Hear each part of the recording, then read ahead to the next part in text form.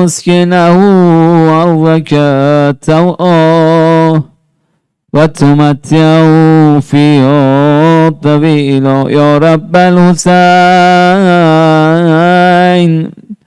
بحق الحسين اشفي صدر الحسين بظهور الحجة. السلام عليك يا أبا عبد الله، السلام عليك يا ابن رسول الله، السلام عليك يا خيرة الله وابن خيرته،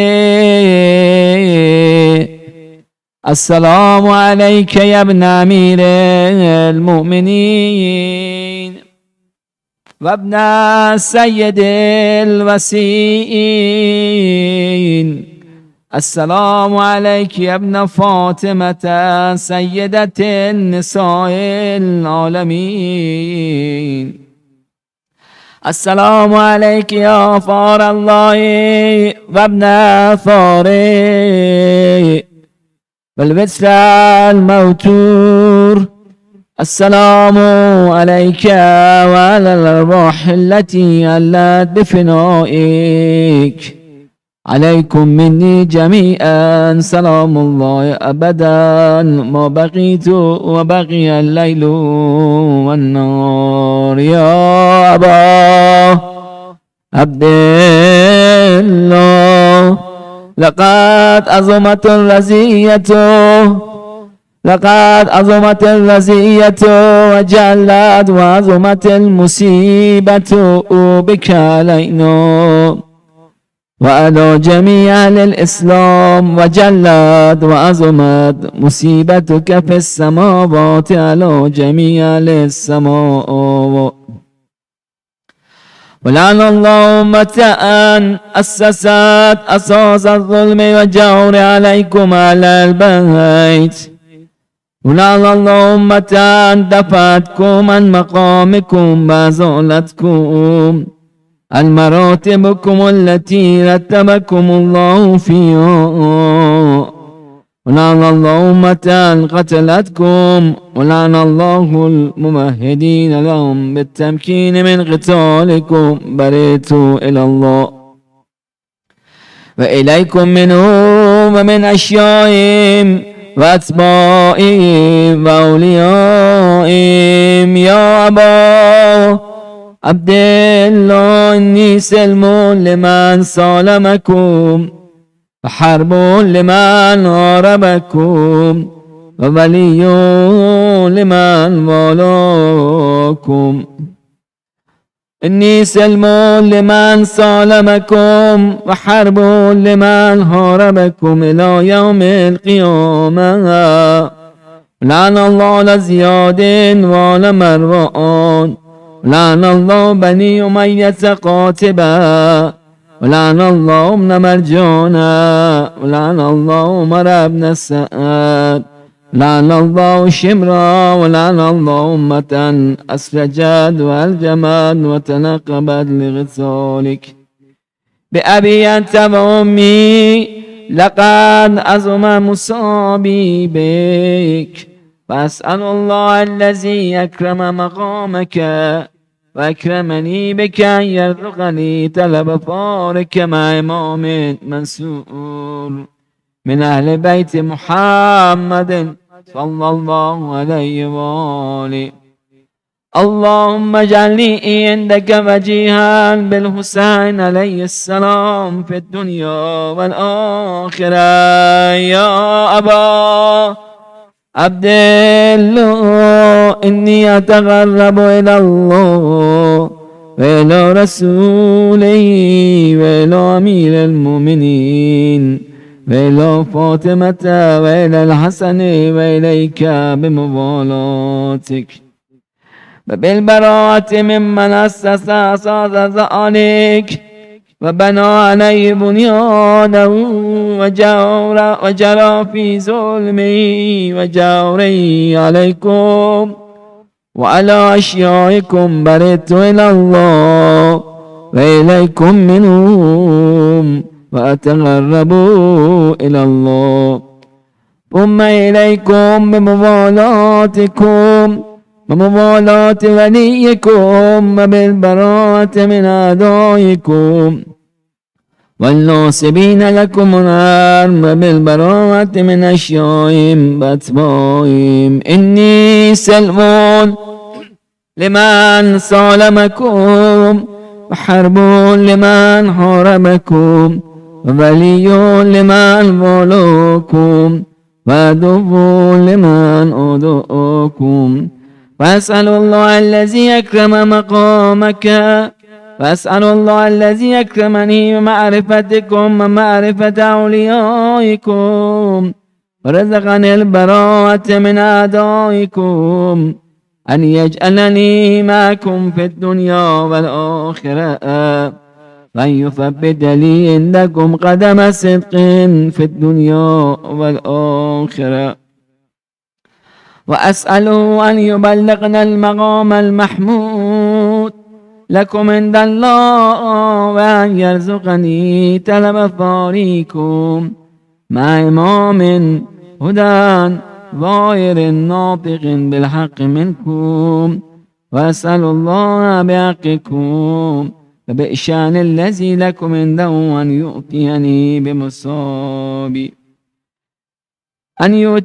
بمصابي بكم أفضل ما يؤتي مصابا من مصيبتي مصيبة معظمها وأعظم رزية في الإسلام وفي جميع السماوات والأرض. اللهم اجعلني في مقامي هذا ممن تنال منك صلوات ورحمة ومغفرة. اللهم اجعل محياي محيا محمد وآل محمد ومماتي ممات محمد وآل محمد.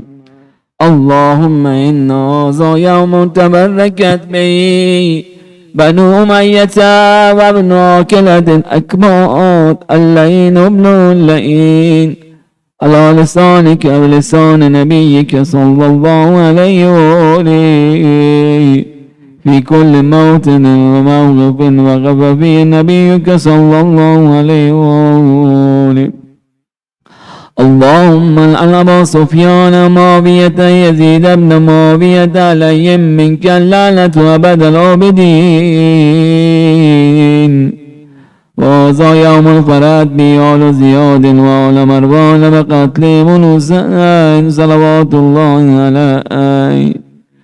اللهم فضاعف عليهم اللعنة منك والعذاب الأليم. اللهم إني أتقرب إليك في هذا اليوم وفي موعد هذا وأيام حياتي بالبراءة منهم واللعنة عليهم وبالممالاة نبيك وآل نبيك عليه وعليهم السلام. اللهم لن أول ظالم ظلم حق محمد وآل محمد وآخر طاب له على ذلك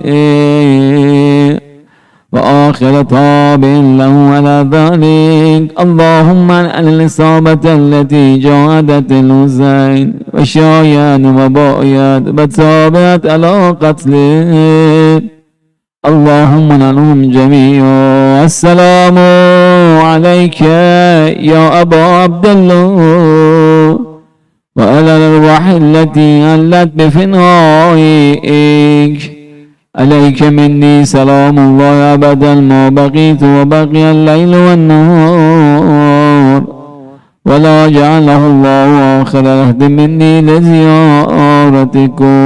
السلام على الحسين وعلى علي بن الحسين وعلى أولاد الحسين وعلى أصحاب الحسين. اللهم خص أنت أول ظالم باللعن مني وابدأ بي أولا ثم عن الثاني والثالث والرابع. اللهم لن يزيد خامسا. والآن عبيد الله بن زياد وابن مرجان وعمر بن سعد بن شمر وعن أبي سفيان وعن زيان وعن مروان إلى يوم القيامة. سجدة. اللهم لك الحمد حمد الشاكرين لك على مصابهم. الحمد لله العظيم رزيتي. اللهم ارزقني شفاعة الحسين يوم الورود وثبت لي قدم الصدق عندك مع الحسين وأصحاب الحسين الذين بذلوا معجهم دون الحسين عليه السلام برحمتك يا ارحم الراحمين. فشفای مریض، سلامتی زور آقای امام زمان، صلوات.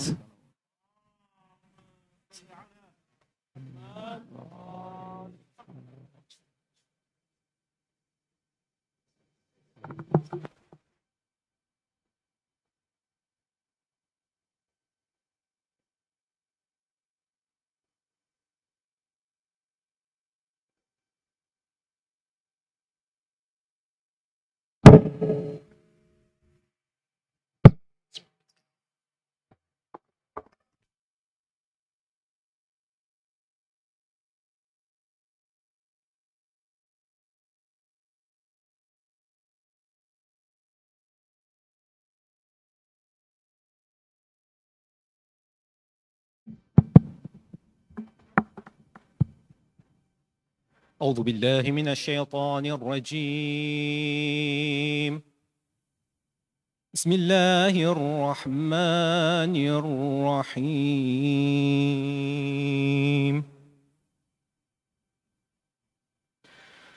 ولا تحسبن الذين قتلوا في سبيل الله أمواتا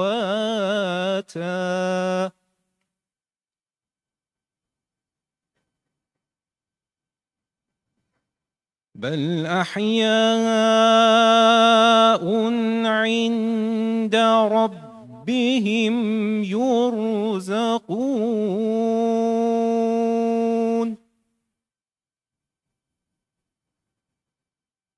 فرحين بما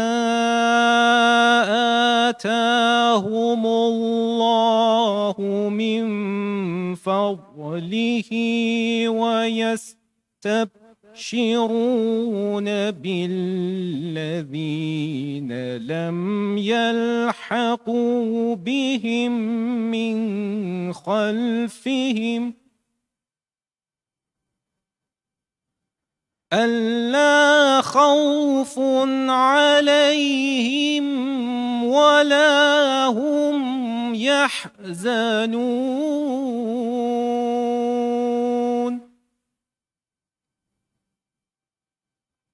يستبشرون بنعمة من الله وفضل وأن الله لا يضيع أجر المؤمنين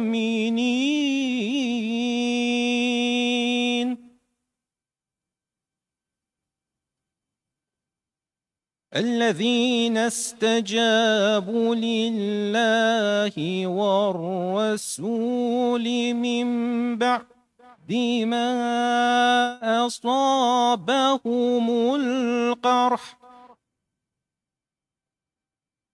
للذين أحسنوا منهم واتقوا أجر عظيم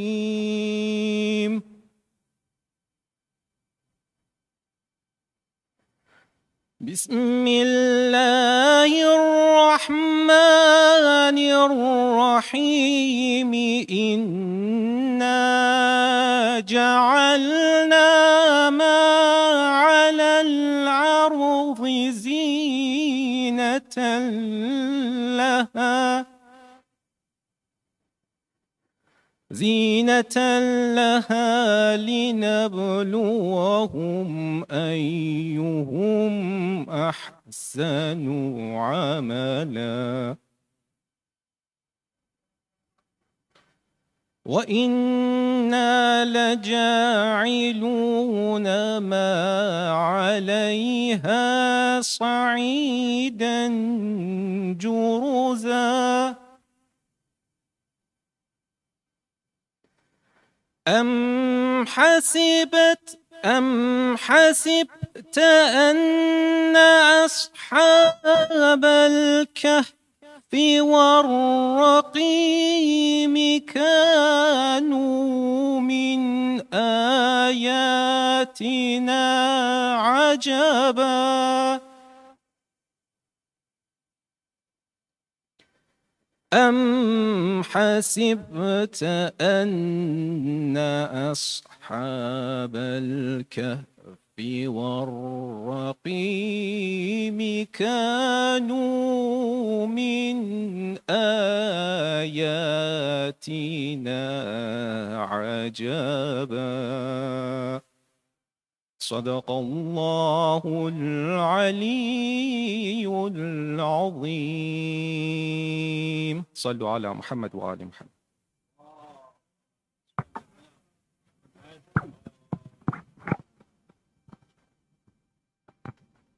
A'udhu billahi minash shaitanir rajim. Bismillahir Rahmanir Rahim. Respected Shaykh, brothers and sisters, Assalamu alaikum wa rahmatullah. Thank you, Brother Amin and Brother Sayyid Hassan for the recitation of Dua Ziyarat Ashura and the Holy Qur'an.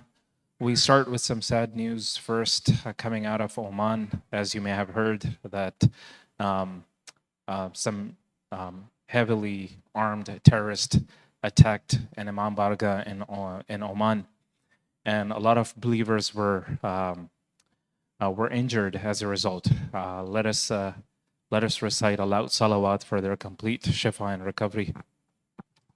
Allahumma salli ala Muhammad wa ala Muhammad. So we are in the last few days of programming, 3 more nights to go, and I would like to reach out to my youth. If they're interested in giving a short presentation or a poem, please reach out to me with the content of your talk, at least 24 hours in advance. And if you're interested in reciting a Latam or a Noha, I am sharing a link every day where you can sign up. Please make sure that it is well rehearsed. And as mentioned, we are in the last few nights. If you haven't donated to Al-Mustafa, please make it a point to donate in these holy nights. You can find the links in the announcements that I'm posting daily. And a few other things to keep in mind. Please do not park in the fire lane. We will have to interrupt the programming if you are parked there, and we'll have to ask you to remove your car. Please only park in the available parking spots and do not block any cars. Please also put away your shoes on the shoe racks provided. Please do not leave them by the entrance. And this is a reminder for my dear parents with small kids. Please keep your children with you at all times. Please use the mother's and the father's room as much as possible to keep the noise levels down. And before I invite Shaykh for the lecture, just want to go over the programming for tomorrow. So tomorrow is the day of Ashura. Inshallah, we'll be starting with at 12 noon with Amali Ashura led by Shaykh Murtaza. And that will conclude with Zuhr and Asr Salat. And then right after, we will have Maqtal of Imam Husayn, followed by Noha, and food thereafter. And then we will also have another program tomorrow night, the Shami Ghariba program. This will start at 8:30 p.m. and will conclude with Salatul Maghrib and Isha, followed by Tabarruk. Now let us welcome Shaykh Murtaza with 3 loud salawats. Allah.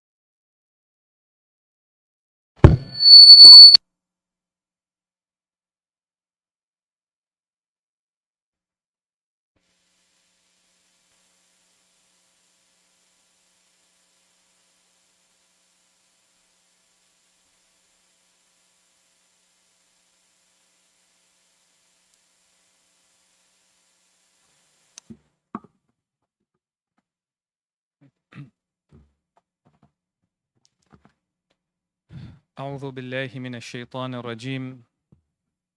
بسم الله الرحمن الرحيم. الحمد لله رب العالمين. الحمد لله الذي لا يبلغ مدحته القائلون ولا يحصي نعماءه العادون ولا يؤدي حقه المجتهدون. ثم الصلاة والسلام على أشرف الأنبياء والمرسلين سيدنا وحبيب قلوبنا وطبيب نفوسنا أبي القاسم المصطفى محمد. اللهم صل على محمد وعلى أهل بيته الطيبين الطاهرين. أما بعد، السلام عليكم جميعا ورحمة الله وبركاته. أعظم الله أجورنا وأجوركم بمصابنا بأبي عبد الله الحسين عليه السلام. A few nights ago, some of the mu'mineen came and asked a question about the tragedy of Karbala. And in particular, they wanted to know if we are able to compare Gaza to Karbala and Karbala to Gaza. Because on one end, we see what is happening in Gaza right now. And we know what happened in Karbala. We see men, women, and children being massacred in front of their parents, in front of their mothers, in front of their fathers. We see that water and food is being deprived from a group of people. And we see the same in Gaza, that water and food has also been deprived from the people of Gaza. We see a group of people whose houses have been demolished. The way in Karbala, the tents of Aba Abdillah Hussain were burnt down on the night after the day of Ashura. We see people being taken as prisoners, and in Karbala also the women and children were taken as prisoners as well. So on one hand, we see a lot of similarities between Gaza and Karbala. On the other hand, we also know that Karbala is unique. And there was no catastrophe, there was no tragedy like the tragedy of Karbala. Even Imam Al-Hassan alayhi salam, he says to his brother Imam Al-Husayn, their very famous lines, he says, "La yawmun ka yawmika ya Aba Abdillah." There is absolutely no day like your day, O Abu Abdillah. Then how can we compare anything to Karbala? Okay. And as we think about it, it actually comes down to how we think about Karbala. And it actually comes down to a very simple question. And the question is whether we see Karbala as a historical event, or do we see Karbala as a manifestation of a universal struggle? Some people see Karbala as a historical event. It's an event that transpired in the 61st year after Hijrah. And it came to an end in the 61st year after Hijrah. After that, every community is remembering the tragedy of Karbala. And every year, not only we remember the tragedy of Karbala, but we also cry over the tragedy of Karbala. Okay? And we try to take some lessons from the tragedy of Karbala that we can try to apply into our own lives and apply it into our own communities. But there's no real connection between our struggle and the struggle of Aba Abdillah Hussain on the day of Ashura on the plains of Karbala. The only thing that really connects us are the stories that we have received from the tragedy of Karbala. But there is another way of looking at the tragedy of Karbala. And it is to see it as a manifestation of a universal struggle. A struggle between the junud, the forces of Rahman, and the junud, and the forces of Shaitan. Allah subhanahu wa ta'ala, the day He put Prophet Adam on the face of this earth, He informed him that life was going to be a struggle. In fact, on that day, Shaitan tells Allah subhanahu wa ta'ala, he says, فَبِعِزَّتِكَ لَأُغْوِيَنَّهُمْ أَجْمَعِينَ. By your might, I swear, I shall try to take most of them astray. Okay? And therefore, you find that from the time of Prophet Adam, there are people who are from the forces of Shaitan, there are people who are trying to be from the forces of Rahman, and they are engaged in a struggle with each other. In the time of Prophet Noah, in the time of Prophet Ibrahim, in the time of Prophet Musa. And there are days, for example, where the forces of Ar-Rahman are victorious. The Qur'an calls those days, it says, these days are Ayyamullah, these are the days of God. Okay? So we think of it as part of a universal struggle that is weaving itself through space and time. Okay? Think of it like a river that is weaving itself through space and time. Right? And this particular river, sometimes it makes a big wave. Right? For example, in the tragedy of Karbala was the biggest wave that we saw. Okay? And sometimes it doesn't make as big a wave, but it is still part of the same river. Okay? Just follow this analogy, follow the example. That this struggle is something that is weaving itself through human society. In every age, in every century, in every time, this struggle is happening. And what we're seeing are manifestations of this struggle. Sometimes the struggle is an epic struggle, like we saw on the day of Ashura in the plains of Karbala. Sometimes the struggle is an important struggle, but not at the level of Karbala. For example, one of the manifestations of that struggle is in Gaza. Right? You know, Gaza is not just about a piece of land. Gaza is not just about the freedom of the Palestinians. Gaza is actually about the freedom of the lands of the Muslimin. Gaza is about the freedom of the entire world. I assure you, the day we free Gaza is the day we're also going to free more than Gaza. We're going to free the land of the Muslims from foreign influence. In fact, it's even more than just about the lands of the Muslimin. It's about Islam itself. In the 61st year after Hijrah, Aba Abdillah Hussain, he sees that there is a Yazidi interpretation of Islam, and then there is a Muhammadi interpretation of Islam. He rises for the Muhammadi interpretation of Islam. Today within the Ummah, we also see there are multiple interpretations of Islam. Some of the rulers of the Muslim Ummah, they prefer one interpretation over another interpretation. So then the struggle for Gaza is more than just a struggle over a piece of land. It's a struggle for the right interpretation of Islam. If we try to understand Karbala as a manifestation of a universal struggle, then Gaza also becomes a manifestation of that universal struggle. What does that mean? It means, yes, it is true. In one way, you cannot compare Gaza to Karbala. Karbala was a great tragedy. Karbala is a manifestation of some of the best human values you will ever find. Somebody once had a question in their mind. And their question was that we see so many tragedies around the world. Why do we think of the tragedy of Karbala as the greatest tragedy? Are they not tragedies where more people have died? Yes, they are. Are they not tragedies where more children have died? Yes, they are.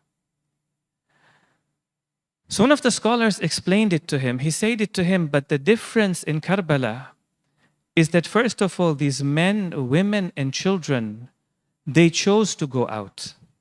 And not only they chose to go out, but they chose to sacrifice their lives for a very high, a very profound, a very lofty reason. And they manifested the best of human character at the worst difficulties that they ever faced. So on one hand, there is no comparison. But on the other hand, both of them are manifestations of the same universal struggle. They are no longer disconnected from one another. They're very much connected to one another. Now, if we think of Karbala like that, then not only our struggle is connected to the struggle of Aba Abdillah Hussain, but you also find that our struggle is also connected all the way to the struggle of the 12th Imam. It's all one struggle. Okay? In any case, the topic for tonight is sacred activism. Over the last few years, and especially over the last few months, we have seen that a number of mu'mineen have been involved in activism. And there is a renewed interest in being involved in activism. And we're involved in a number of issues, from the issue of Gaza all the way to the issue of Yemen, from the issue of Islamophobia to the issue of the rights of women to wear hijab in Quebec, from issues that directly pertain to the Muslim community and issues that don't directly pertain to the Muslim community. For example, environmentalism, a lot of our youth are getting involved in the environmental cause. Now, what's also happening right now in the society is that a lot of us are getting introduced to activism at the universities.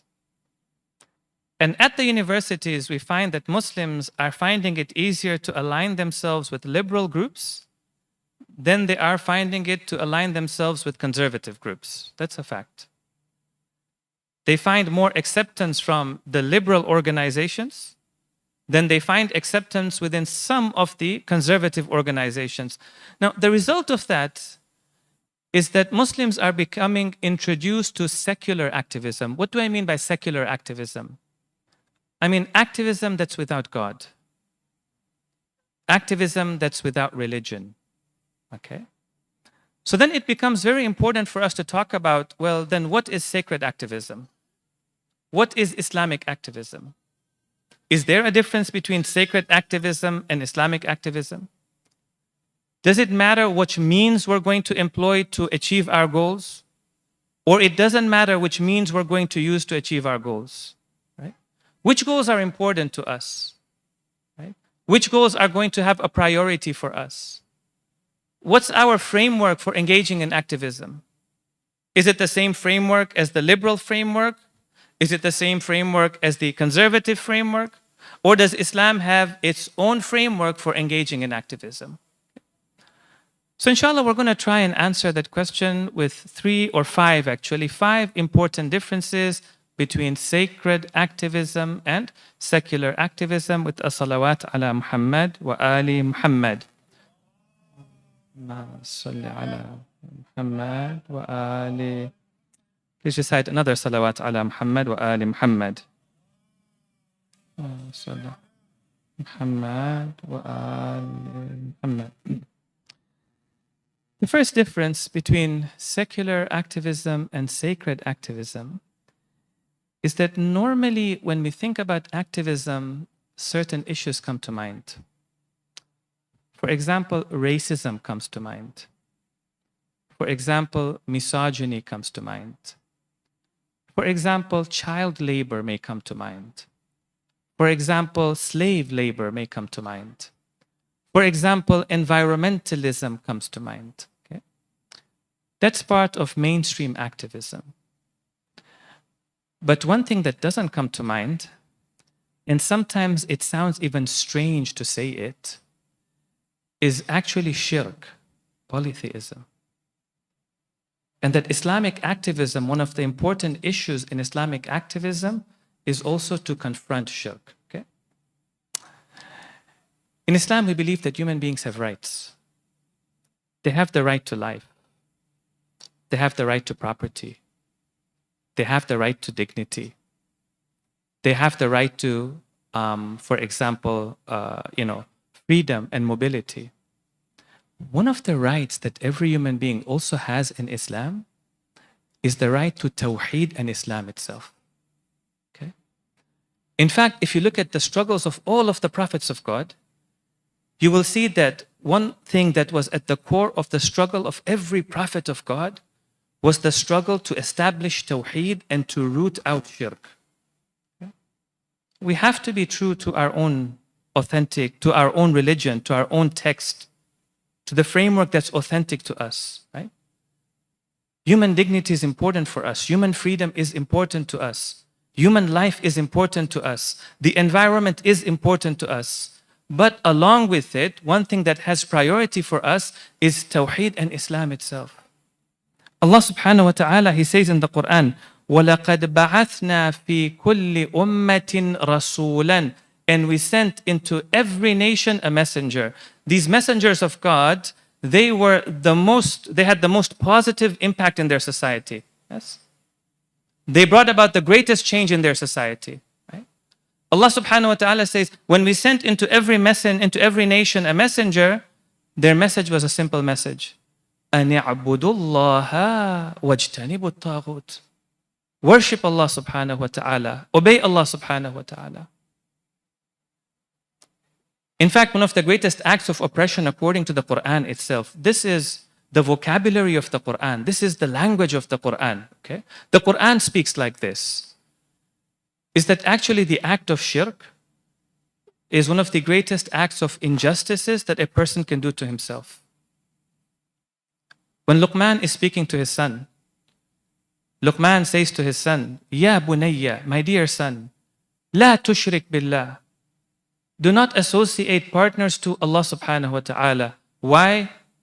Inna shirka la dhulmun azim. Surely shirk, polytheism, is a great act of injustice. So one of the things that becomes important in sacred activism, as we are advocating for human life, we're advocating for human dignity, we're also advocating for the rights of human beings to have tawheed. If we find a system that is opposing tawheed, then we try to remove that system. Right? If we find institutions which are against tawheed, against godliness, we try to remove those institutions. One of the examples that we have is the example of Aba Abdillah Hussain himself.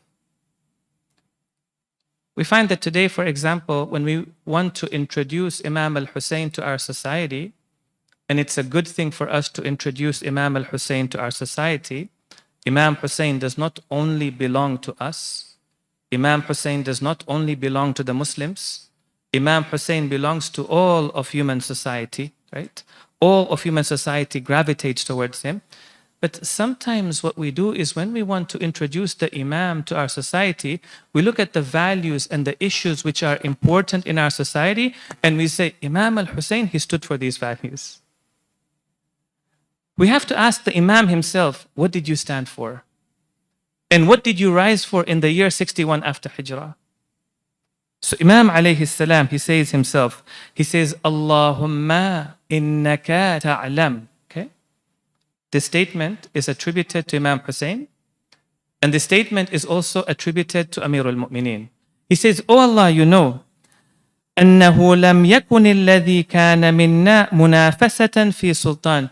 You know that we have risen not because we are vying for power, ولا التماس شيء من فضول الحطام, nor because we are wanting to acquire something from the life of this world. We didn't do it for worldly reasons. Then why? The Imam says, ولكن لنرد المعالم من دينك. But we wanted to return the symbols, the signs, the practices of your religion. I am rising to establish your religion. Because I know when I establish your religion, then freedom will come from that.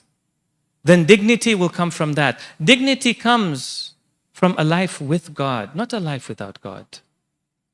Freedom comes when a person becomes a slave of God. Then he's free from everything else, not from being free from God. Okay? So Imam alayhi salam says, to return the teachings of your religion, وَنُظْهِرَ الْإِصْلَاحَ فِي بِلَادِكَ. And we want to also spread reform in your lands. وَيَأْمَنُ الْمَظْلُومُونَ مِنْ عِبَادِكَ وَتُقَامَ الْمُعَطَّلُ مِنْ حُدُودِكَ. So that those who are oppressed, they find sanctuary and peace. And those laws which have been forgotten, those laws which have been put down, those laws should be established again. So the first difference between secular activism and sacred activism is that the issues of sacred activism are slightly different. One of the most important issues in sacred activism is establishing Tawheed and establishing Islam. The second difference that we find is that the strategy of secular activism is different from the strategy of sacred activism. So, in secular activism, the goal is to bring about a change in the societal norms, to bring about a change in the behavior of the people, to bring about a change in the policies, to bring about a change in the laws of the land. Okay? So take the example of environmentalism. When somebody is advocating for environmentalism, effectively what they're advocating for, they're saying our policies need to change. Masalan, for example, that particular pipeline that you want to build, our policies should change, that pipeline should not be built. Masalan, for example, this particular law, the carbon tax, we need to increase the carbon tax. For example, societal norms have to change. People need to reduce, people need to reuse, people need to recycle. That's what secular activism is about. Sacred activism is different. It's not just about changing people's behavior. It's not just about changing the laws in the land. It's actually about changing people's thinking. It's about changing people's ethics. It's about changing their character. It's not just about changing the laws in the society. It's about changing the people in the society. Changing the underlying issues that are leading to the problems in the society. Okay? Sometimes you find in secular activism, what we're really trying to do is we're just trying to cover the issues which are underlying in society. We don't want to deal with those issues, the very difficult issues. And how do you change a human being? How do you change the akhlaq of a human being? One of the main issues right now that's leading to a lot of problems in our societies, especially in modern societies, is the breakdown of community. But building community is hard work. Sometimes secular activism is about covering those issues which are seething and underlying within society. Sacred activism is different. The Prophet of Allah, when he comes to the people of Arabia, he notices they have many problems. And they have serious problems. To the extent that they're burying their daughters alive. They're not giving women some of the basic rights that should be given to women. Okay? He finds that the oppressed, the strong are oppressing the weak. Violence is prevalent throughout Arabia. So he wants to bring about change. So what does the Prophet of Allah see as his main role in his society? Is it to bring new laws? Is it to change their policies? Is it to change their behavior? The Prophet of Allah, he says, إِنَّمَا بُعِثْتُ لِأُتَمِّمَا مَكَارِمَ الْأَخْلَاقِ Allah subhanahu wa ta'ala has sent me to complete or to perfect the most noble of character traits. That's my role. My role is to change your character. My role is to change your thinking. If I don't change your character and I don't change your thinking, I will not be able to change your society. I will not be able to change your environment. I may be able to change it for a short period of time, but once I'm gone, you will be back to doing the same things that you were doing before. Allah subhanahu wa ta'ala, when He introduces the Prophet of God, He says this Prophet, his role is يَتْلُ عَلَيْهِمْ آيَاتِهِ وَيُزَكِّيهِمْ. His role is to purify the people. Okay? I want to give you an example of this. I remember in 2018, there was a movement that was known as a Me Too movement. And in the Me Too movement, you find that a number of women came out and they say that they were harassed and they were abused by men in positions of power, or abused by men who were their colleagues. And so there was a big uproar in 2018. And they started a movement that was known as a Me Too movement, #MeToo. And they were encouraging women to come out and to tell their stories. Okay? And the goal of the movement was actually to encourage women to come out, to tell their stories, to remove the shame in telling the stories.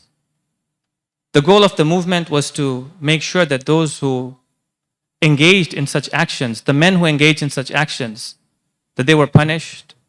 Even if they were accused of doing it, they were punished for it, financially, punished socially, punished criminally, for example.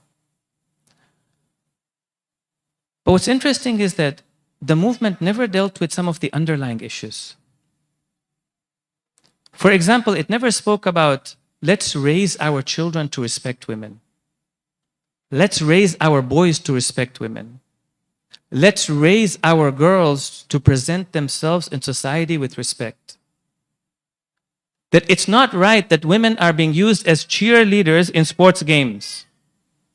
That's the underlying reason for why we're seeing the issues that we're seeing in society. It's not right that women are being used to sell movies. They're being used to sell product. They're being used in advertisements. They're being used in music videos. These are the things which are training young men to objectify women, to treat women as objects instead of treating women as human beings and treating them with respect. So now we see that the issue has not gone. The issue is still there in the society. Right? So the second difference between secular activism and sacred activism is that the primary goal of sacred activism is to bring about a change in the thinking, a change in the belief, a change in the character of the human being, and then to bring about a change in the policies and the laws of the society. The third difference with the salawat ala Muhammad wa ali Muhammad.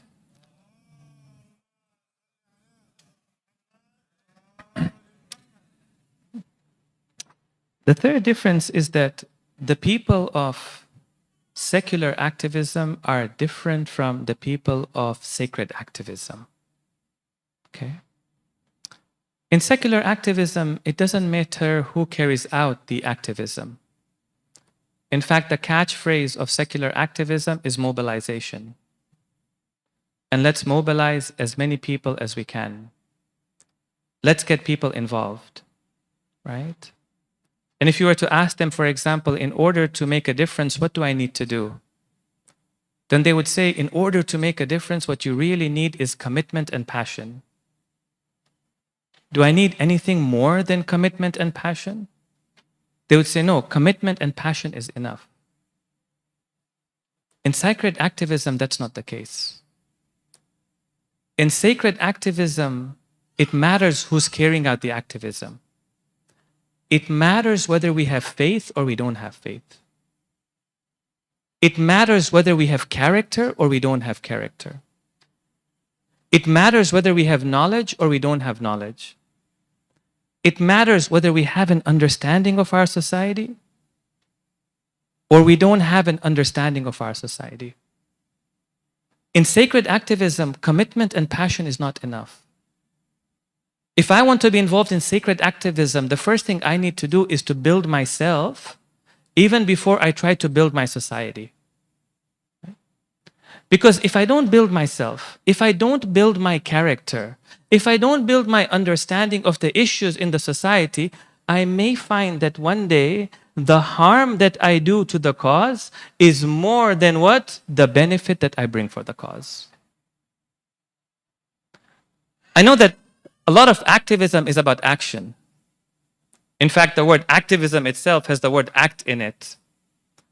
So the moment we want to make a difference, we think about which action can I do? Where can I go out? Which poster can I put up? Right? But activism has got to begin from inside of us. There has to be a change in our own thinking. There has to be a change in our own understanding. There has to be a change in our own character. فَاقِدُ الشَّيْء لَا يُعْطِيهِ. If I don't have something, I'll never be able to give it to society. If I have not developed a sense of balance within myself, how am I going to advocate for balance in society?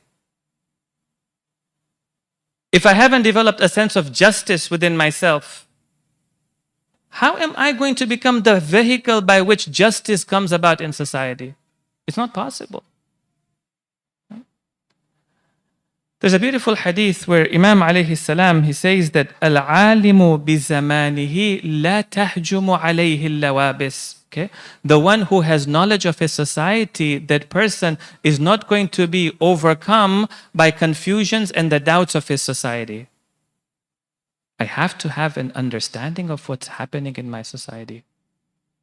So I have to build myself. Okay? So the third difference that we find between sacred and secular is that in sacred activism, it matters who's doing the activism.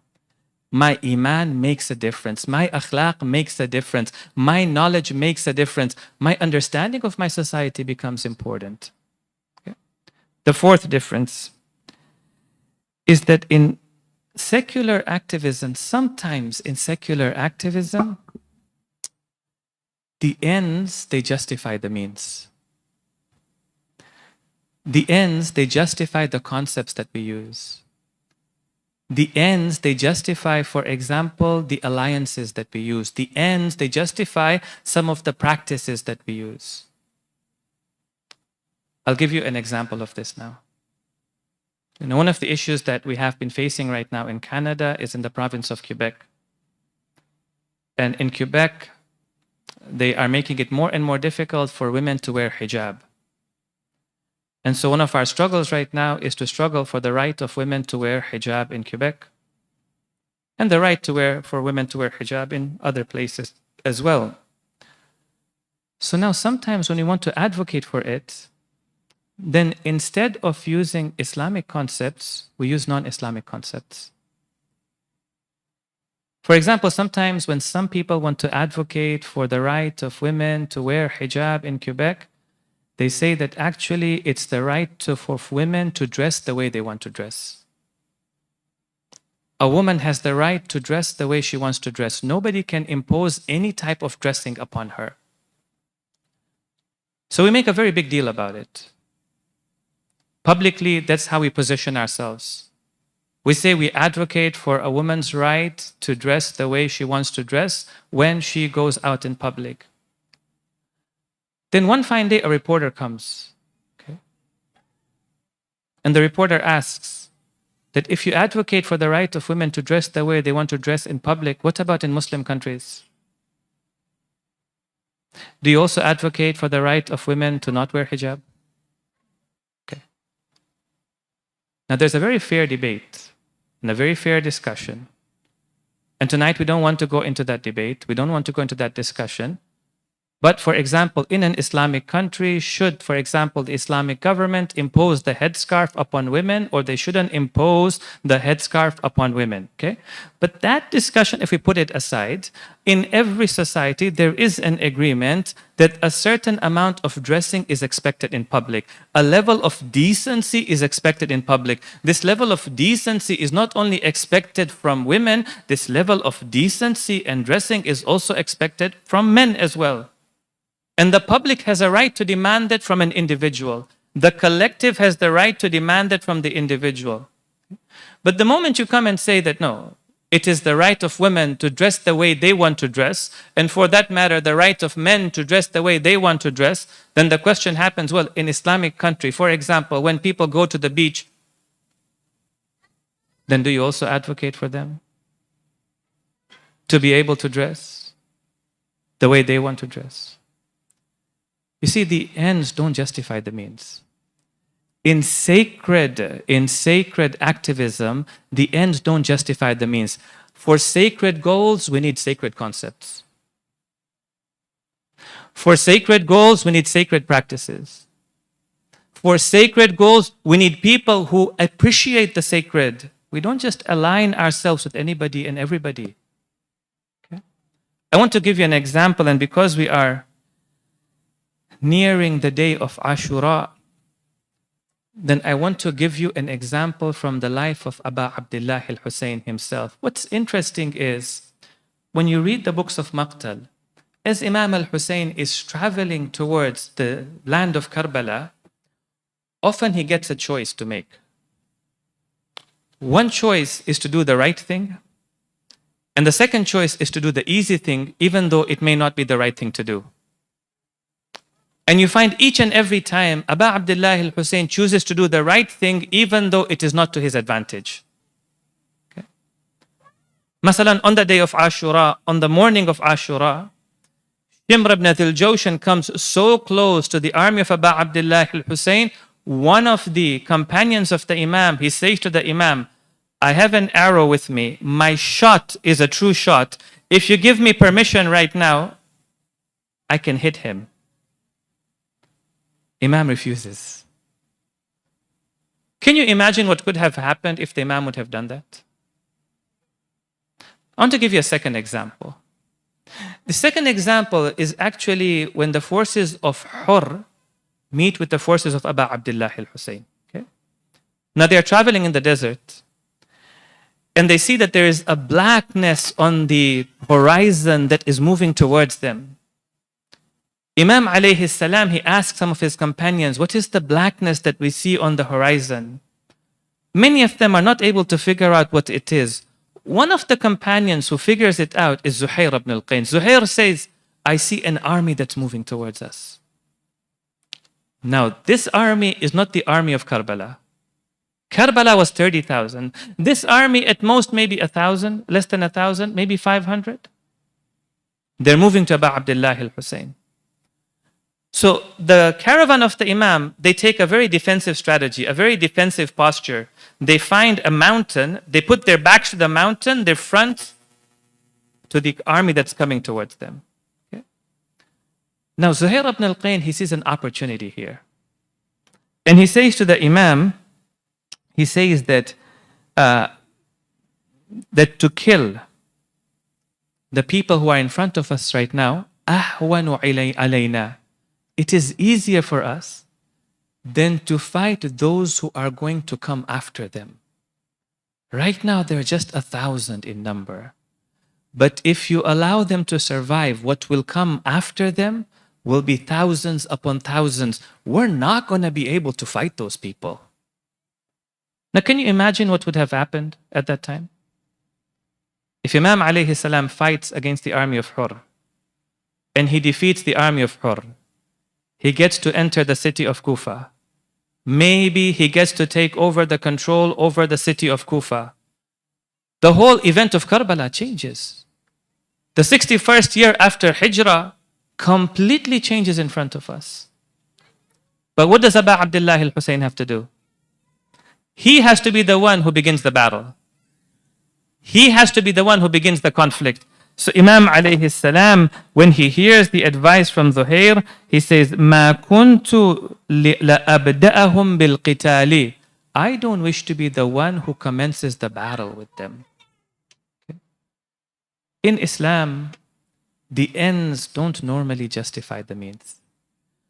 When the ends are sacred ends, when the end is to establish a divine community, a divine society, an ilahi society, when the end is to establish a sacred goal, when the end is to establish Tawheed and Islam, when the end is to bring about a change in human heart and a change in human thought, then we can't use any means to justify those ends. Our concepts have to be Islamic concepts. Our practices have to be Islamic practices. Our alliances also have to be Islamic alliances. Okay. Sometimes we're told that, you have to align with other groups. And this is a real dilemma that sometimes we face within the Muslim community. And they say that in order for us to be able to advocate for our rights, then we also have to be able to advocate for the rights of other minorities. Correct? Right? You've heard of that. You're told that if you're not willing to advocate for the rights of other minorities, then it's hypocritical to be asking for your rights to be respected, isn't it? Well, Islam says that when you want to establish your rights, you want to establish sacred ends, you can't just be aligning with anybody.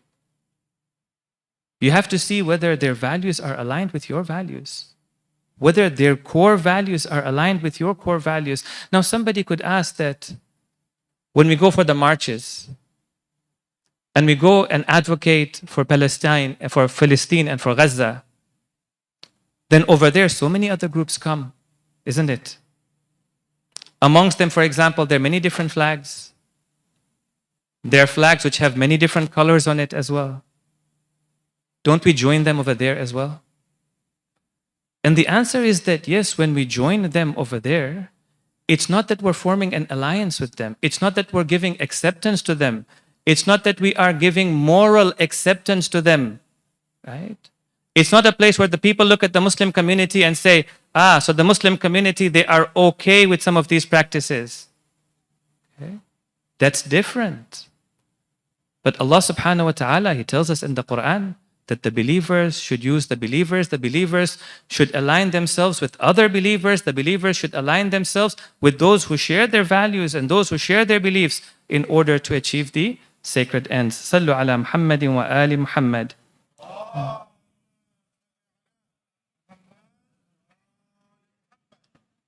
And finally, and very briefly, the last difference between sacred activism and secular activism is that sacred activism is about functioning within the system of wilayah, functioning within the community, functioning under the right leadership.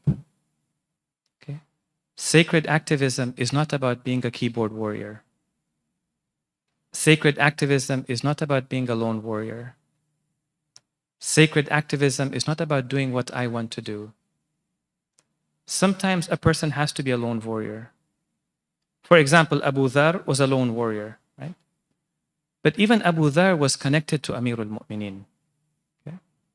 In the same way, today's sacred activism is not just me doing what I want to do.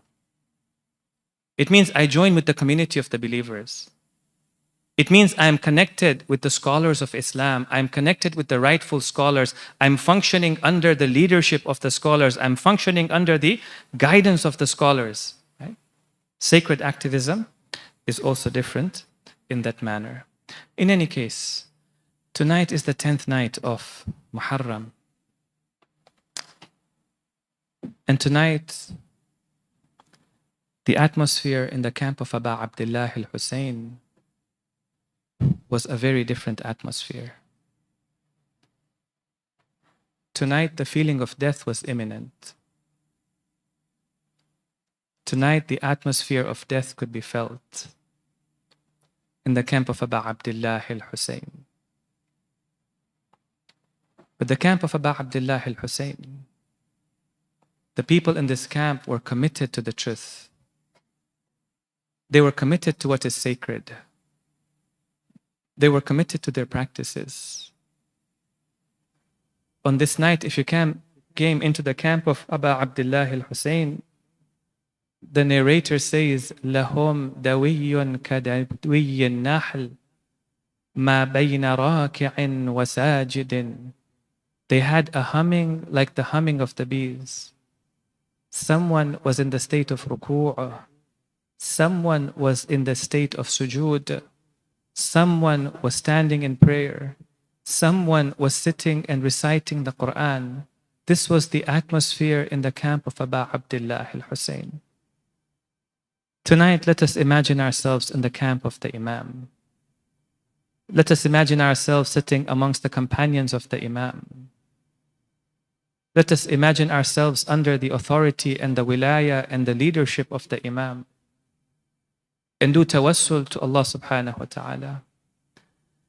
Ya Aba Abdillah, Ya Husayn ibn Ali, أيها الشهيد يا ابن رسول الله، يا حجة الله على خلقه، يا سيدنا ومولانا، إنا توجهنا واستشفعنا وتوسلنا بك إلى الله وقدمناك بين يدي حاجاتنا يا وجيها عند الله اشفع لنا يا وجيها عند الله اشفع. This is the last night before the day of Ashura. One more time. يا وجيها عند الله اشفع لنا عند الله. On this night, Aba Abdillah Hussain, after he allowed his companions to leave him, and he said to them, he turned off the lights, he turned off the candles, he made it pitch dark in the camp of Aba Abdillah Hussain. And he said to them, whoever wishes to leave me, then let him leave me. I release you of your commitment towards me.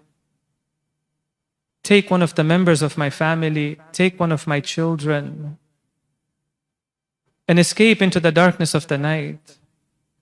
May Allah reward you for accompanying Al-Husayn all the way to the plains of Karbala. And he said, the enemy wishes to fight no one but me, so you do not have to die with me. And one by one they stood up, and they expressed their allegiance and loyalty to Aba Abdillah Hussain. They say to him, how can we desert you, O son of Fatima? They say to him, how shall we face Rasulullah on the day of judgment? And what are we going to answer your grandfather when he asks us, what did you do to protect my grandson? They say to him, what is there to life after you? Is there any reason for us to live life after you? They say to him, we wish to be killed 1,000 times and to be brought back to life 1,000 times so that we may protect you and we may defend you. Imam alayhi salam realized the loyalty of his companions, and he said that I have the best family members, I have the best companions. On that night, as the companions were praying, it is said that Imam al-Husayn went out into the darkness of the night, and he went very close to the tents of the enemies. And one of the companions, he followed him, and suddenly the Imam heard the footsteps of Hilal bin Nafi', that he was following behind the Imam. He said to him, is that you, O Hilal? He said, yes, it is me. He said to the Imam, I was afraid that you are going very close to the enemies. Imam alayhi salam said to him, I just want to see how they have arrayed themselves. I want to see their positions. But then Imam turns to this companion and he says to him, O Hilal, you see the darkness of the night. You see the two hills in front of you. You see that there is space between these hills. Why don't you take advantage of this moment and escape into the darkness of the night? The narrator says Hilal fell into the hands of the Imam. He held on to the feet of the Imam and said, Yabna Rasulillah, where do you want me to go in the middle of the night? How can I desert you and leave you alone in the plains of Karbala?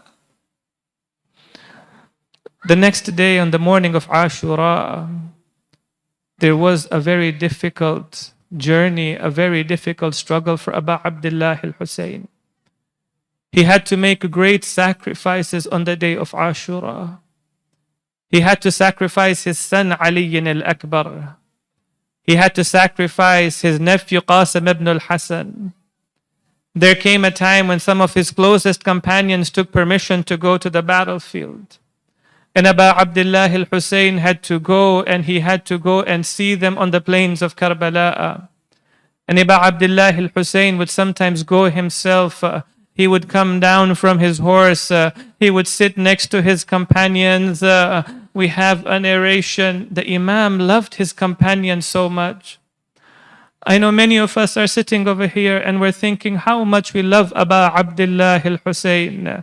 But one thing you should know is that the Imam's love for you is always going to be greater than your love for the Imam.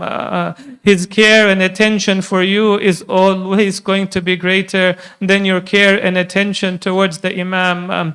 Sometimes we may feel that I am one person amongst thousands of people, and maybe the Imam does not pay attention to my situation. The Imam is not paying attention to my heart. The Imam is not paying attention to my life. The Imam is not paying attention to my problems.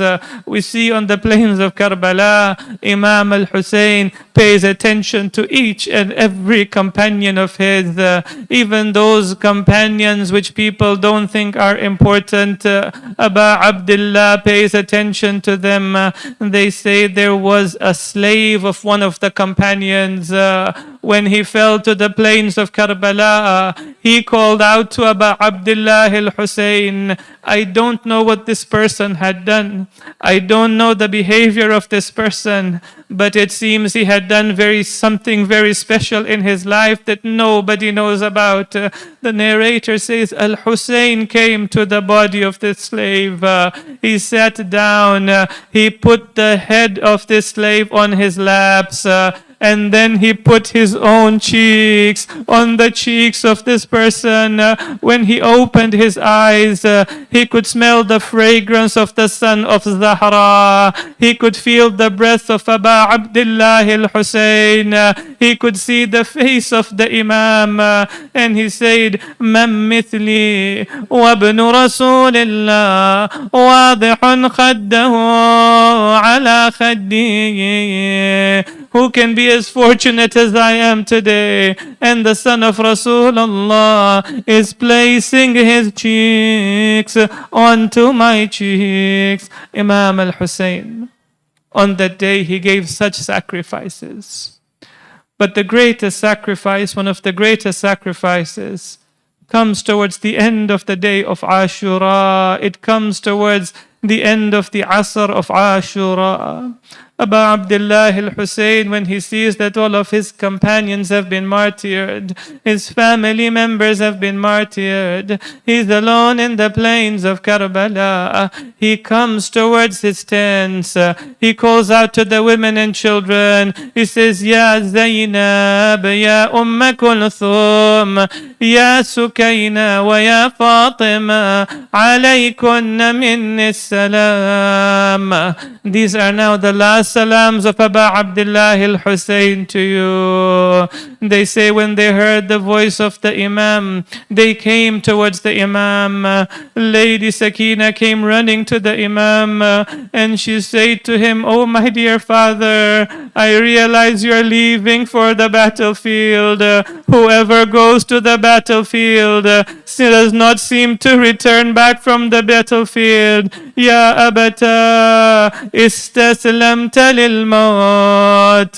Have you submitted yourself to death? When the Imam hears this from his daughter, he says, Oh my dear daughter, how can the person who has no helpers anymore, he has no companions anymore, he has no fighters anymore, how can he not submit himself to death?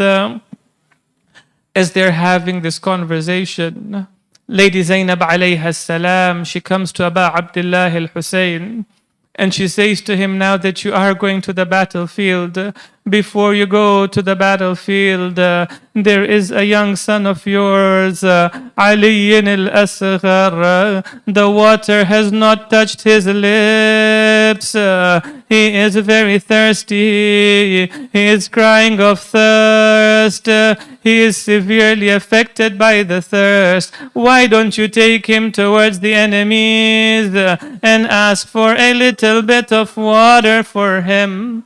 Imam alayhi salam, he takes Ali al-Asghar in his hand and he goes towards the enemies. And he presents Ali al-Asghar to them. He brings Ali al-Asghar to them and he says to them that you are fighting me and I am fighting you. And you have said that you will not give any water to me.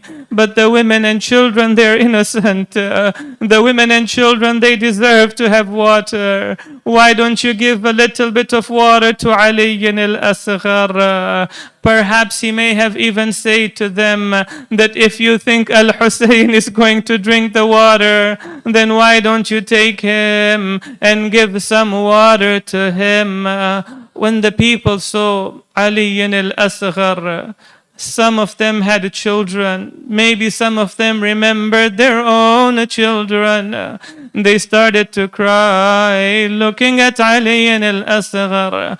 When Umar ibn Sa'd sees that the army is crying and their hearts are turning, so as Aba Abdillah, he looks around and he sees Hurmala. He turns to Hurmala and he says to him, اقطع كلام الحسين. You have to cut the talking of Al-Husayn.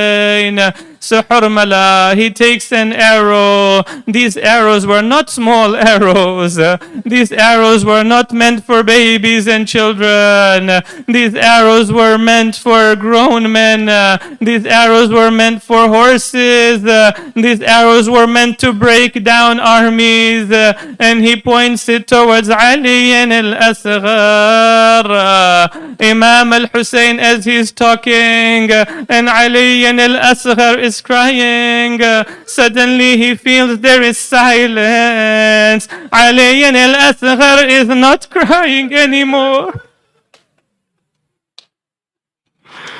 Some of the narrators, they say, فَذَبَحَهُ مِنَ الْوَرِيدِ إِلَى الْوَرِيدِ. The arrow pierced from one side, it came out from the other side. Imam al-Husayn, when he looks down, what does he see? He sees that blood is covering the body of Ali al-Asghar. He sees blood in his own hands. He picks that up, and at that moment, he remembers Allah. And he says, هون علي ما نزل بي لأنه بعين الله. Al-Husayn can bear this moment because it is happening under the watchful eyes of Allah. He throws the blood into the sky, but now he has to return back to the camp. He has to take Ali al-Asghar back to the tent. He has to show the baby to its mother. How does he take it back towards the tent? Maybe when he was going there, he walked in front towards the camp. Maybe he walked back from the tent. Maybe he walked towards it again. Inna lillahi wa inna ilayhi raji'un. Ridan biqada'ihi wa tasliman li amri. وسيعلم الذين ظلموا آل محمد أي منقلب ينقلبون إنا لله وإنا إليه راجعون ولا حول ولا قوة إلا بالله العلي العظيم. Oh Allah, we pray to you for the sake of Aba Abdillah Hussain, for the sake of the Qur'an and the Ahlul Bayt. Oh Allah, we ask you, we implore you to accept all of our good deeds and to forgive all of our sins. Oh Allah, we ask you to answer all of our hajat. Oh Allah, we ask you to give us the opportunity and to give us the tawfiq to serve in the path of the Qur'an and the Ahlul Bayt. Oh Allah, inspire us so that we're able to serve you in a way that pleases you. Oh Allah, we ask you to protect all of our children, to protect our communities, to protect our societies. In particular, Ya Allah, today, on this evening, we remember the children of Gaza. We remember the infants of Gaza. We remember the innocents of Gaza. Oh Allah, so many of them have been martyred and massacred. Oh Allah, we ask you tonight for the sake of Ali al-Asghar to protect the children and the infants of Gaza. And oh Allah, we ask you to bring back peace and security into their homes and into their lives. And And O Allah, we ask you to remove the oppression and the oppressors from their lands and from their lives. O Allah, we ask you on this day for all those who are sick and those who are suffering, those who are in the hospital, especially those who have asked us to pray for them. O Allah, you are the Shafi. La shifa'a illa shifa'uk. O Allah, we ask you to grant them a complete and a quick recovery. O Allah, we ask you and we pray to you for our marhumin, and for the shuhada of Islam, and for the shuhada of Palestine. O Allah, we ask you to shower them all with your rahmah and your maghfirah. And O Allah, we ask you to join them with the shuhada of Karbala. And O Allah, we ask you for those who are suffering and struggling in their lives. O Allah, these are the nights of Muharram. O Allah, these are the nights of your mercy. O Allah, on these nights, we have hope that our du'as are going to be answered. O Allah, those who are suffering and struggling in their life, in their provisions, in their emotions, in their families, O Allah, we ask you to alleviate their suffering and to remove their hardships. O Allah, we ask you to reveal sakina into their lives and into their families. And O Allah, we ask you to hasten the reappearance of the 12th Imam and make us amongst the helpers of the 12th Imam. Ya Husayn.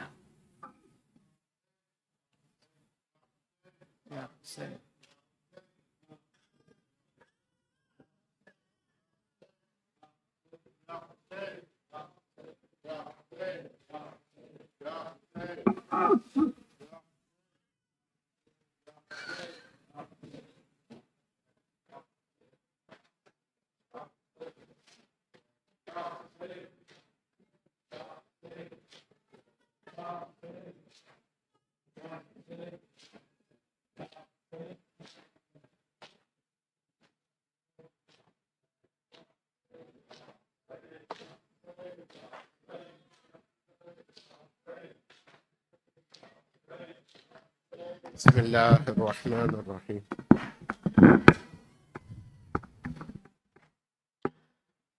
جود عيني بالدموع والدماء، قام جبرائيل ينعي بالسماء، وحسينا وحسينا وحسينا، دمعة العين اذرفيا مقلتيا، واندبي ذاك الشهيد الهاشمية، واسي زينب وسكينة ورقية، وحسينا وحسينا وحسينا، جود عيني بالدموع والدماء، قام جبرائيل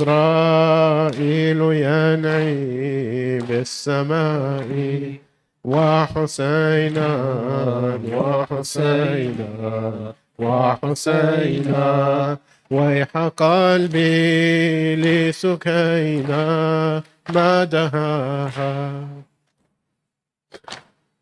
ويح قلبي لسكينا ما دهاها، قد روت أرض الطفوف من بكاها، تهتف أين أبيها ونداها، وحسينا وحسينا وحسينا، جود عيني بالدموع والدماء، قام جبرائيل ينعي بالسماء، وحسينا وحسينا وحسينا، يا لنور البدر غاب في أفولي، وضحى زاد اكتئابا للبتول، نالها سهم المنايا والرسول، وحسينا وحسينا وحسينا، يودع عيني بالدموع والدماء قام جبرائيل ينعي بالسماء وحسينا وحسينا وحسينا لهف قلبي لمصاب حل فينا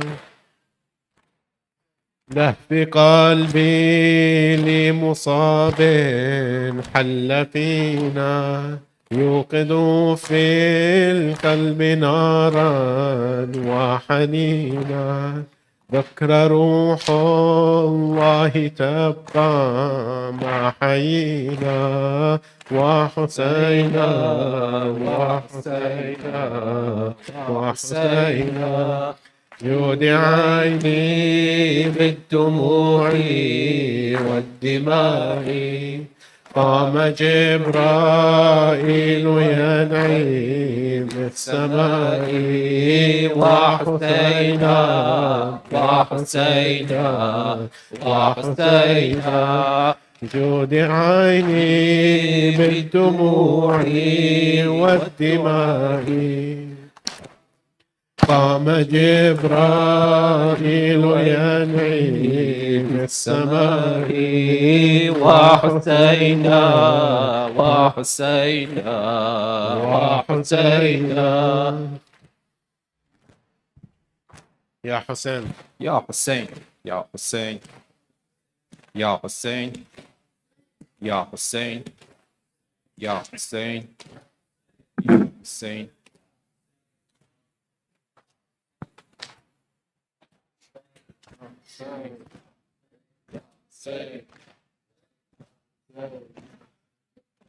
Karbala Karbala Karbala है Karbala Karbala Karbala Karbala है Karbala Karbala Karbala Karbala है Karbala जाने वाले Karbala के Karbala ले चल मुझे जाने वाले करबला के करबला ले चल मुझे जाने वाले करबला के करबला ले चल मुझे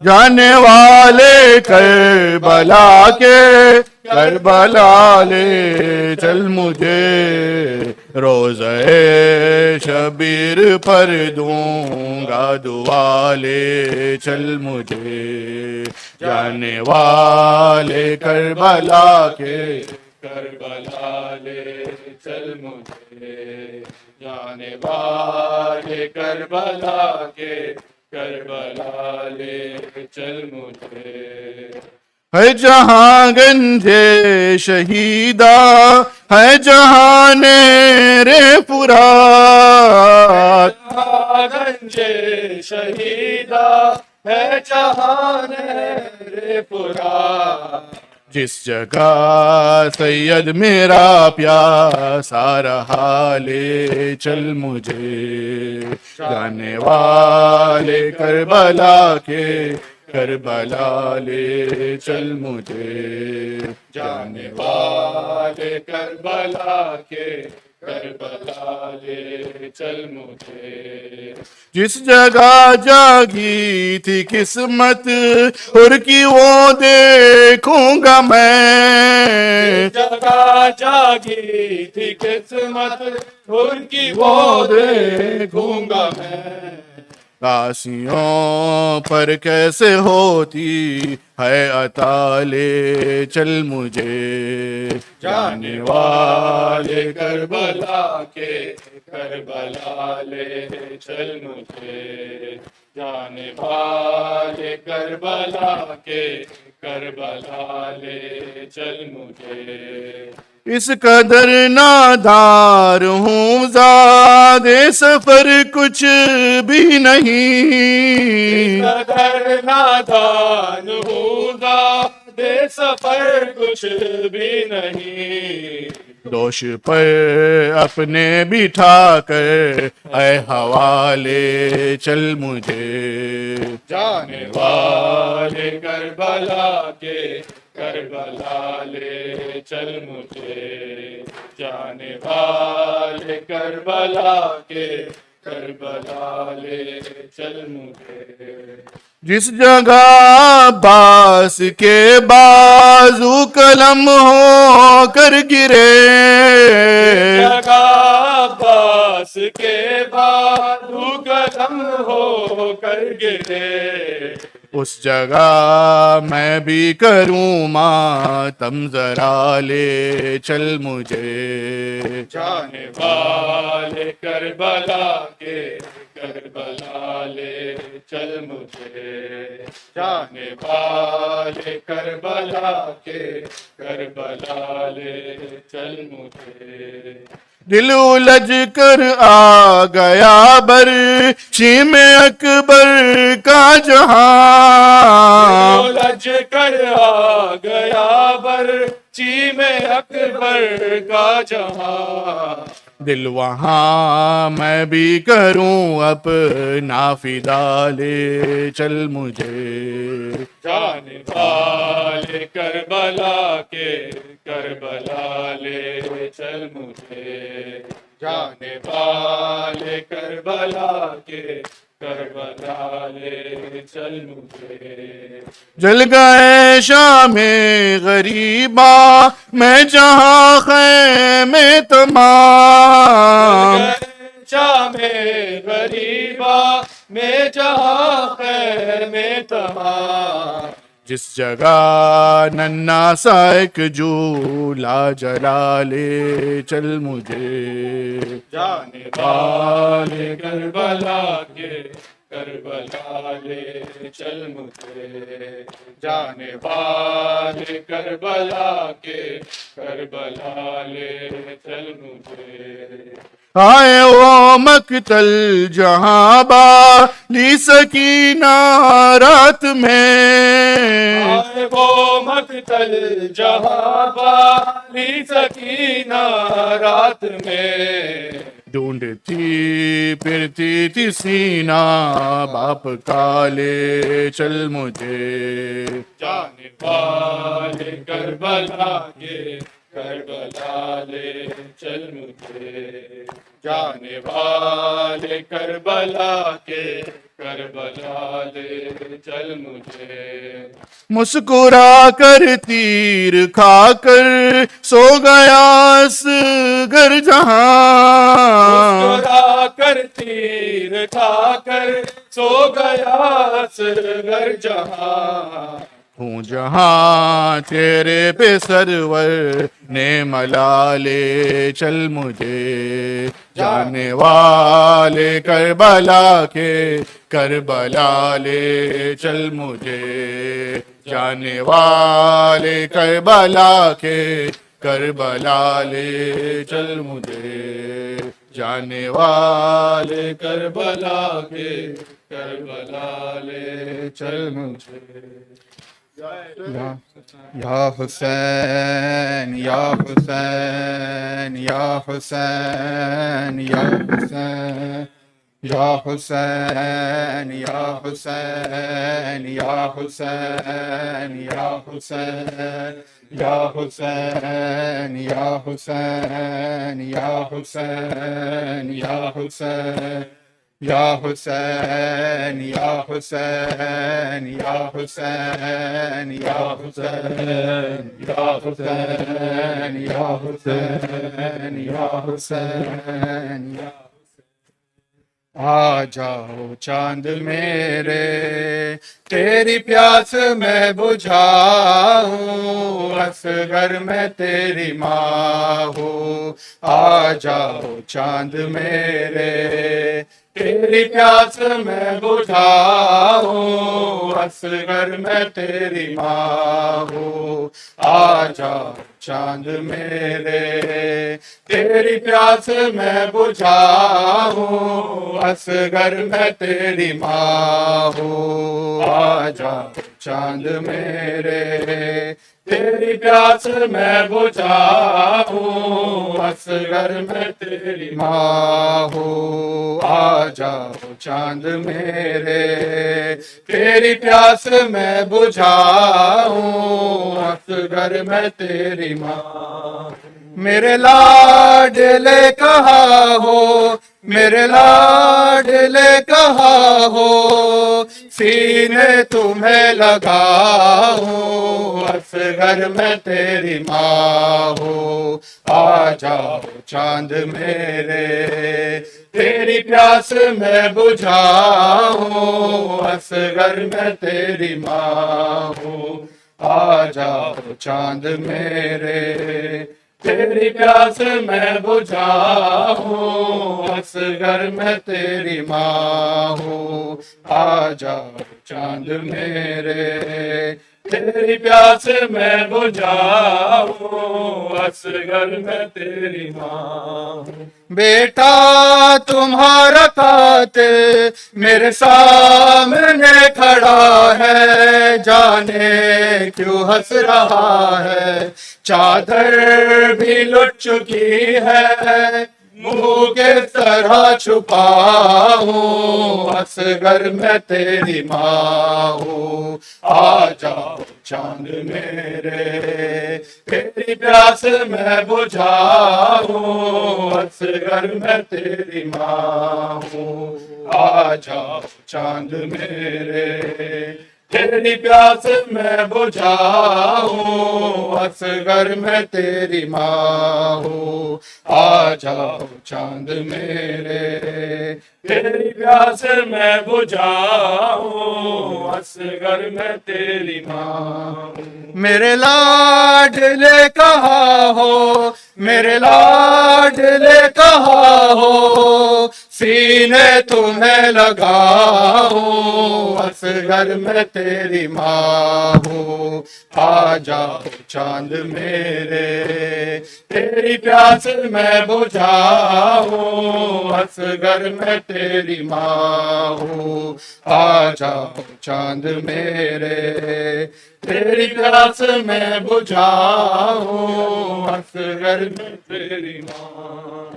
तेरे झूले को सकीना रो रो के चूमती है, तुझे घर में ढूंढती है, तेरी मौत की खबर में कैसे उसे सुनाऊं, असगर मैं तेरी माँ हूँ। आ जाओ चांद मेरे, तेरी प्यास मैं बुझाऊं, असगर मैं तेरी माँ हूँ। आ जाओ चांद मेरे, तेरी प्यास मैं बुझाऊं, असगर मैं तेरी माँ हूँ।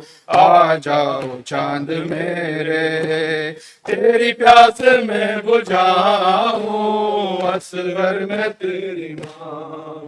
मेरी जान जा रही है, ये सोच सोच असगर, इस फूल से गले पर ये तीर कैसे झेला, बहनों को क्या बताऊं, असगर मैं तेरी माँ हूँ। आ जाओ चांद मेरे, तेरी प्यास मैं बुझाऊं, असगर मैं तेरी माँ हूँ। आ जाओ चांद मेरे, तेरी प्यास मैं बुझाऊं, असगर मैं तेरी माँ हूँ। आ जाओ चांद मेरे, तेरी प्यास मैं बुझाऊं, असगर मैं तेरी माँ। नेज़े से गिर रहा है नन्हा सा सर तुम्हारा, दिल रोता है हमारा, मेरे हाथ तो बंधे हैं, सर किस तरह उठाऊं, असगर मैं तेरी माँ हूँ। आ जाओ चांद मेरे, तेरी प्यास मैं बुझाऊं, असगर मैं तेरी माँ हूँ। आ जाओ चांद मेरे, प्यास मैं बुझाऊं, असगर मैं तेरी माँ हूँ, आ जाओ चांद मेरे, तेरी प्यास मैं बुझाऊं, असगर मैं तेरे माँ। झूले के साथ बेटा मेरे हाथ जल गए हैं, जालिम भी हंस रहे हैं, तेरी आखिरी निशानी किस तरह से बचाऊं, असगर मैं तेरी माँ हूँ, आ जाओ चांद मेरे, तेरी प्यास मैं बुझाऊं, असगर मैं तेरी माँ हूँ, आ जाओ चांद मेरे, तेरी प्यास मैं बुझाऊं, असगर मैं तेरी माँ हूँ, आ जाओ चांद मेरे, तेरी प्यास मैं बुझाऊं, असगर मैं तेरी माँ हूँ। जब रात होगी रंग में हो जाएगा अंधेरा, डरना नहीं है बेटा, दादी कहेगी तुमसे, आ मैं तुझे सुलाऊं, असगर मैं तेरी माँ हूँ, आ जाओ चांद मेरे, तेरी प्यास मैं बुझाऊं, असगर मैं तेरी माँ हूँ, आ जाओ चांद मेरे, तेरी प्यास मैं बुझाऊं, असगर मैं तेरी माँ हूँ, आ जाओ चांद मेरे, तेरी प्यास मैं बुझाऊं, असगर मैं तेरी माँ हूँ। या हुसैन या हुसैन या हुसैन या हुसैन या हुसैन या हुसैन या हुसैन या हुसैन या हुसैन।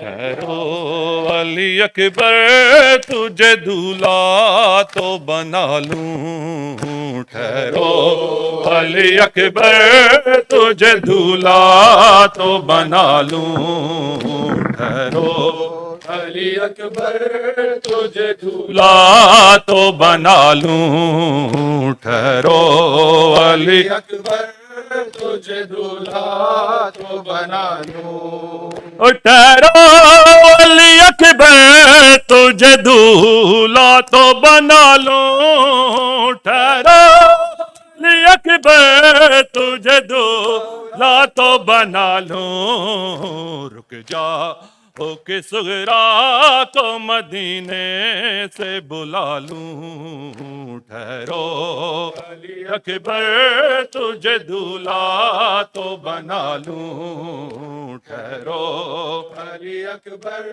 तुझे दूल्हा तो बना लूं, ठहरो अली अकबर तुझे दूल्हा तो बना लूं।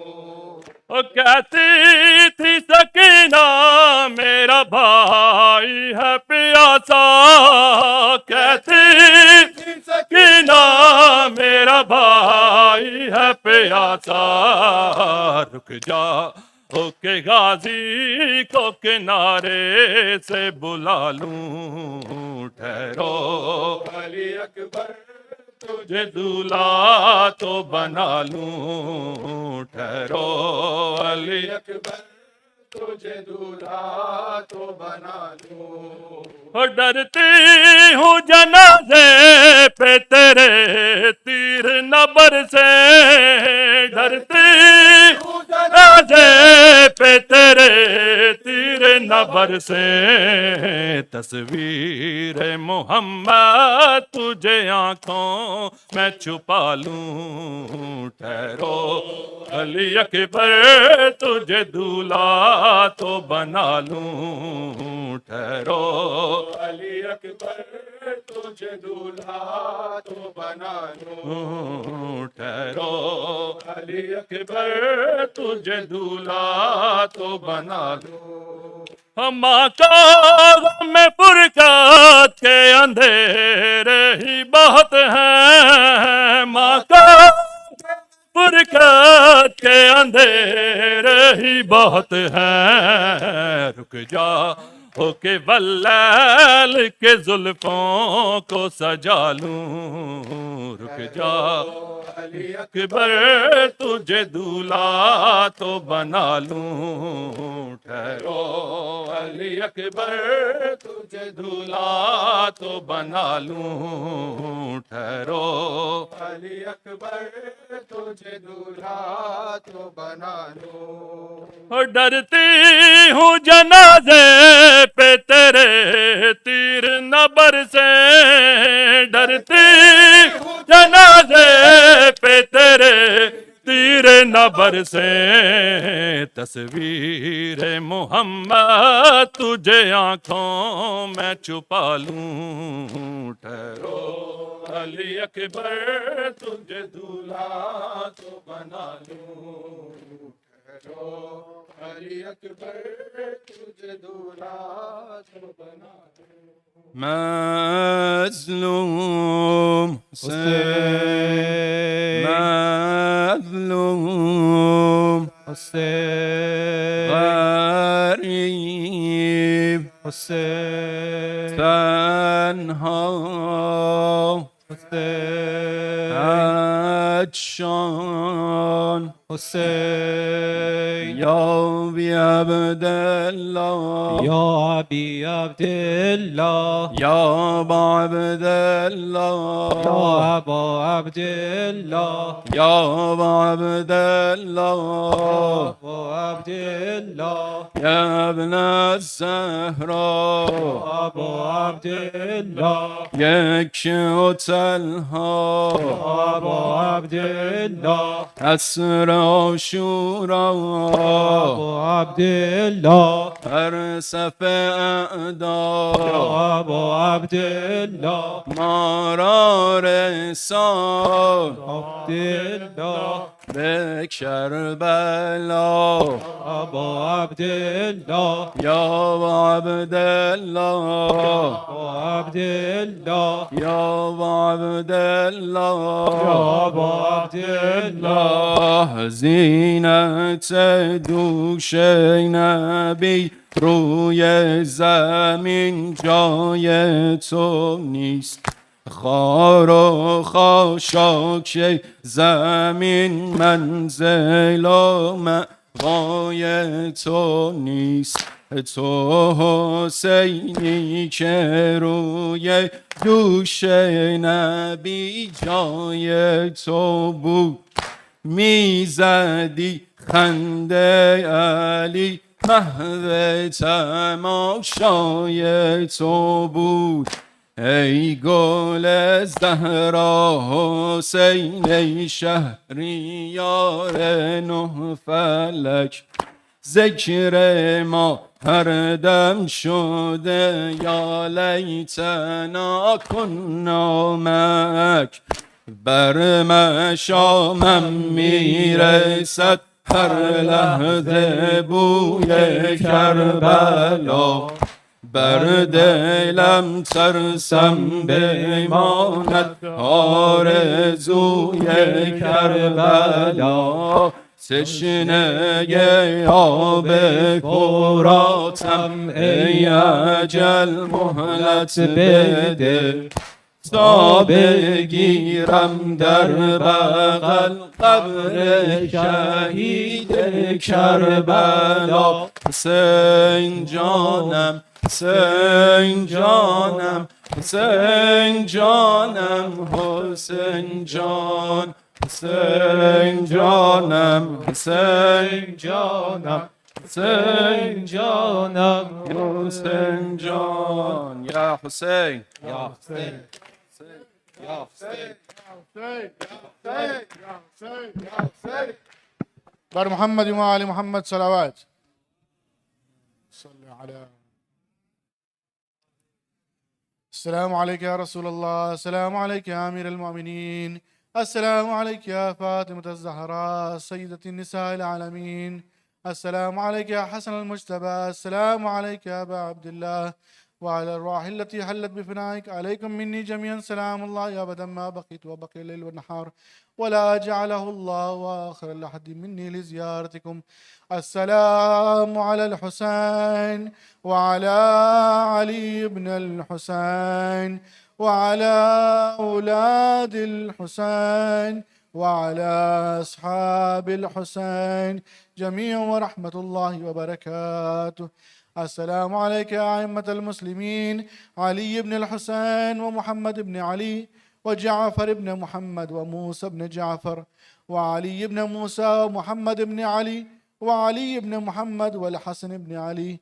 السلام عليك يا مولانا يا صاحب العصر والزمان، الأمان الأمان الأمان. السلام عليك يا خليفة الرحمن، السلام عليك يا شريك القرآن، السلام عليك يا كعبة الإيمان، السلام عليك يا إمام الإنس والجان. عجل الله فرجك وسهل الله مخرجك وزهورك ورحمة الله وبركاته.